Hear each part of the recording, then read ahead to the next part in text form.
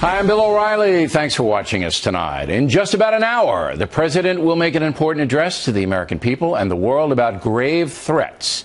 And protecting the folks is the subject of this evening's Talking Points memo. According to a new Wall Street Journal NBC News poll, 47% of Americans feel the country is less safe than it was before we were attacked on 9/11/2001. That number is up, way up, from 28% just last year, proving that Americans are very worried about President Obama's ability to protect us from harm. The Journal's lead editorial today explains why Mr. Obama's foreign policy has increased anxiety.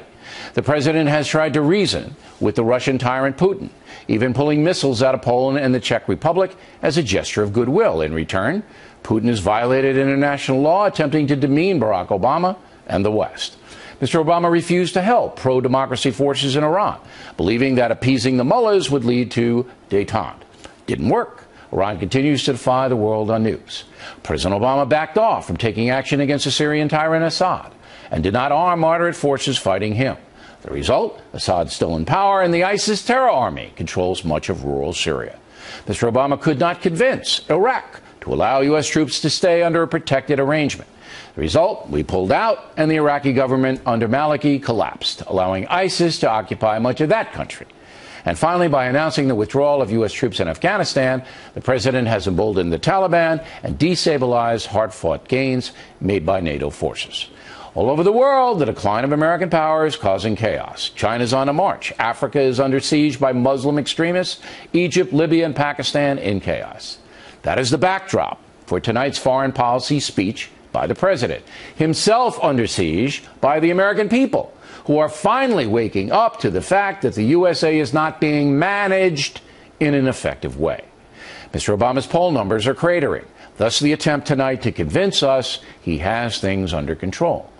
Talking Point said months ago that ISIS should be bombed inside Syria and everywhere else. And what has President Obama done to the ISIS army? Has he bombed their caravans to and from Syria? Has he directed drones at their leaders in their headquarters? No, he has not.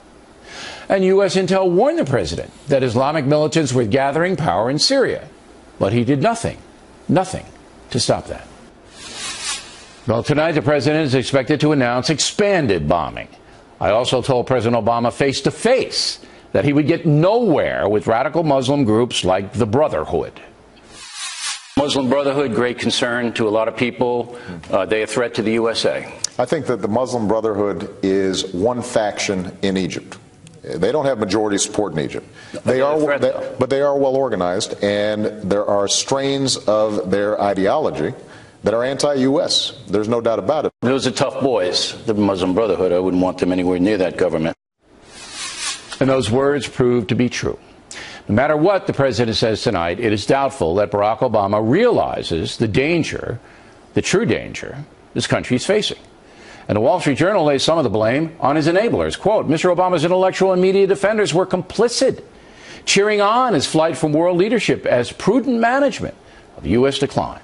Even now, some of his most devoted acolytes write that Mr. Obama's caution has Islamic State's jihadists right where he wants them, unquote. In this age of high-tech distraction, it takes a lot to wise many of us up. But most Americans now understand President Obama's world vision is failing, and it is up to him to turn that around.